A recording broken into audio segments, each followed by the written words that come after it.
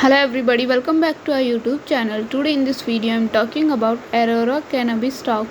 In this video I am talking about stock pros and cons and technical analysis and latest news about it. The stock is trading at $0.53 with 0.68% negative in a day. We can easily see stock was volatile for a day. The volume of stock was recently not all-time high, so the fundamental stock is not better for today. Before buying and selling the stock, please consult your financial advisor. Today's video is done. Thanks for watching. Please subscribe my YouTube channel and like the video and also comment all related queries.